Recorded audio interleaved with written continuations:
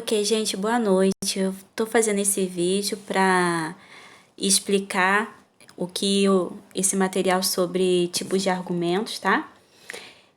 Bom, como a gente tem falado nas aulas anteriores sobre o texto argumentativo, é um texto que ele tem a intenção, através desse texto a gente tem a intenção de convencer alguém de uma ideia que a gente tenha, tá?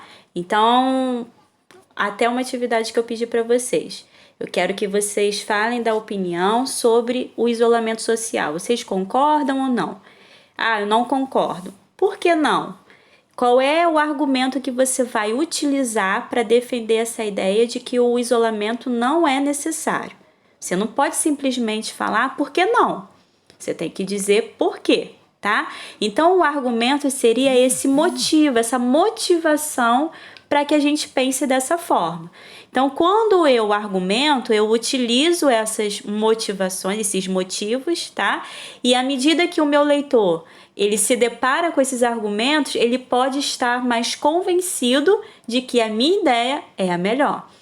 E aí eu posso fazer isso de pelo menos essas 4 formas que eu coloquei nesse material. Eu posso utilizar a fala de alguém que tenha propriedade no assunto, ou seja, alguém que seja um estudioso da área, que tenha assim, que seja relevante para a área, tá?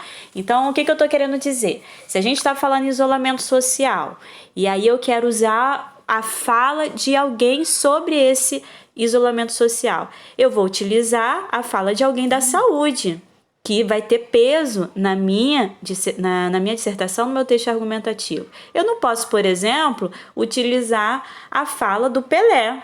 O que ele acha ou deixa de achar sobre o isolamento social. Por quê? Não, porque ele não tem autoridade para falar sobre esse assunto. Então, é isso que eu quero dizer sobre o argumento de autoridade, tá ok? Bom, o argumento baseado no consenso é quando eu utilizo máximas, ou seja, frases que são indiscutíveis, frases com que todo mundo concorda, como, por exemplo, essa que eu coloquei aí. A educação é um direito de todos, então é um argumento incontestável. Ninguém vai discordar de que a educação é um direito de todos, tá? Bom, o seguinte, argumento baseado em provas concretas ocorre geralmente quando a gente se vale da matemática, utiliza estatísticas, porcentagens, né? E essas porcentagens são extraídas de onde? Pesquisas que são feitas. Então, voltando lá para a nossa temática do isolamento social.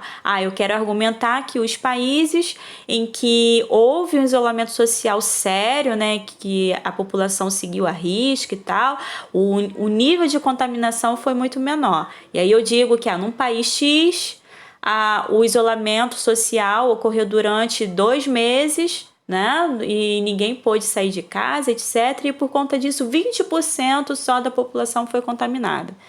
Esses 20%, então, é um dado estatístico. Eu não posso nunca chutar um número desse, tá? Dizer que ele existe, alguma coisa do tipo. Eu tenho que utilizar esse número que seja de uma pesquisa, um dado concreto, ou seja, um número real.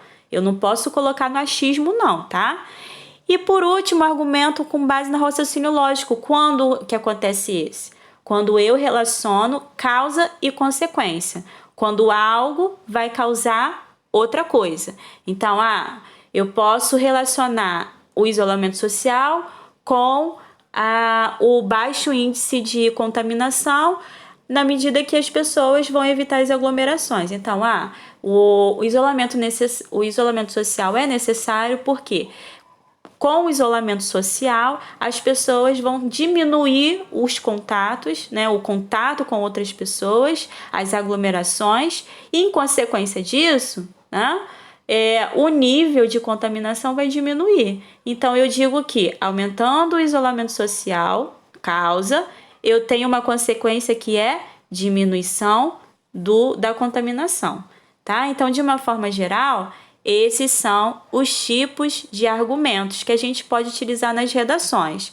Muitas vezes a gente faz isso até intuitivamente, sem saber o que está fazendo. Mas como a gente viu aqui, na verdade tudo isso se trata de estratégias, né? São estratégias que a gente utiliza para defender o nosso ponto de vista, tá?